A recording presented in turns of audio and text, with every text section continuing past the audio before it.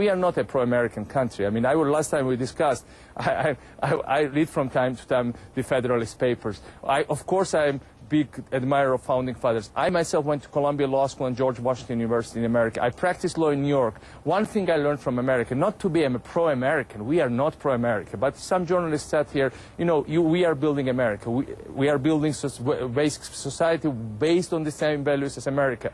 And what we always thought, that those values are worthless unless the free world can stand up for that. If a small country is being butchered just for the desire of being free, if we were being butchered for the fact that we want to be close to the United States, the bombs they've been throwing on our people, killing hundreds of civilians for the last few days. I'm afraid to say thousands, but hundreds at least.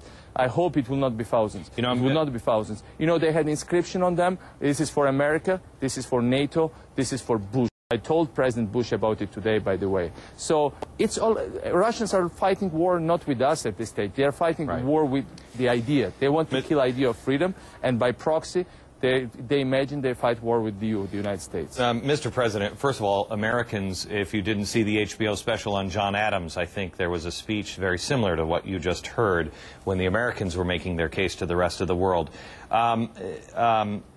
Our president said he looked into the eyes of Vladimir Putin and he saw a friend. John McCain said he looked into the eyes of Vladimir Putin and sees KGB.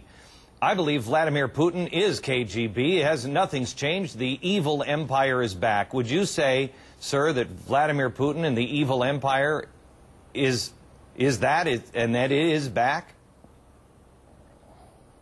Well, Glenn, you should ask about it, the families, and I'll be going tomorrow to the funerals. They've been living in their residential areas. They didn't expect anything, and bombs started to fall on them. And the Russian missiles started to be fired at them.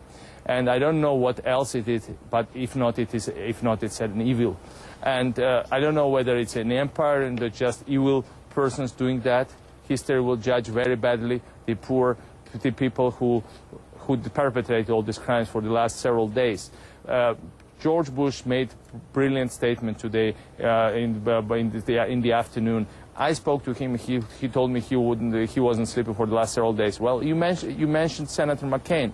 Senator McCain, as well as Senator Obama, made strong statements in support of Georgia. Senator McCain said yesterday, we Americans are all Georgians now. And you know what? Maybe these words of solidarity sometimes count more even than planes or rifles America can send us.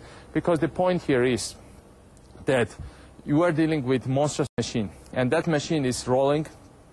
They don't care about human lives. They get kicked out of the fact that they cause mass destruction.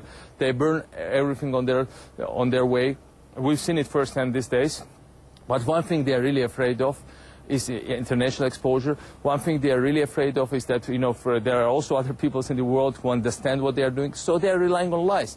When Poland was attacked by Germany in 1939, Germany said Poland attacked Germany, on the contrary. When Finland was attacked by the Soviet Union, Stalin claimed that Finland attacked the Soviet Union. They claimed that Czechoslovakia in 1968 provoked them. That's why they went into tanks. This time, these people went out to the world and said, look, Georgia invaded us. Georgia is committing ethnic cleansing, so we have to react.